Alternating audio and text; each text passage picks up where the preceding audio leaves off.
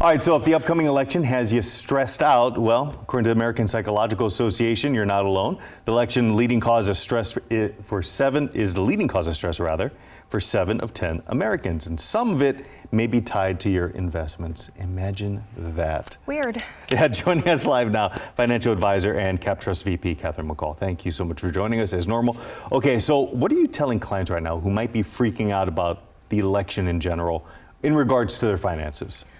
Listen, this is a classic moment every election cycle. We get these feelings of feeling out of control. I want to make a decision. I want to have an action. That feels very powerful to us. So selling everything out of your stock portfolio just in response to maybe a little bit of fear, a little bit of emotions. Sure. Never the right move. Hasn't historically worked out for anybody. Have those diamond hands. I would highly recommend that you take the emotions out of your portfolio. I would take the politics out of your portfolio, because we know historically that regardless of who wins, the markets do what the markets do. The correlation's not that high. And that's a great point. So maybe provide us a little bit of context about the difference between Democrats and Republicans and how the stock market performs historically.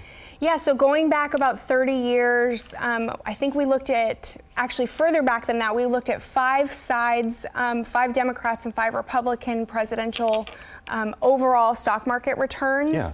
And the nominal difference is about 0.5% between Democrats and Republicans in terms of stock market return. Oh, interesting. Meaning, all of them have to go through tough markets, all of them have to go through great markets. Does not really correlate. Election years tend to be positive. About 83% of the time they are positive, with an average rate of return of about 11% on the S&P 500. So we're already up for the year. That's a positive thing. We'd actually have to go backward quite a bit for this year to stay right in line with the average. We know that we like gridlock. The market enjoys gridlock. So that means that if you have a mixed bag in terms of election outcome, obviously we have to have an election outcome, but in terms of Congress and the White House, the market tends to like that.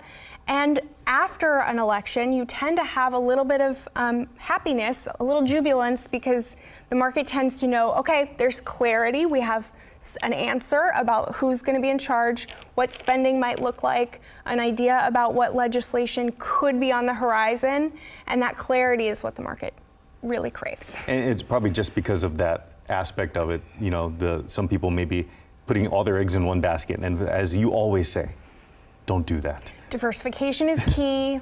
Stay out, keep the emotions out of the equation, go back to your financial plan, and make sure that you're diversified as you go through this. Bottom line right there. All right, Catherine, thank you so much for your time, as usual, and your expertise. We always appreciate it. Happy to be here. All right.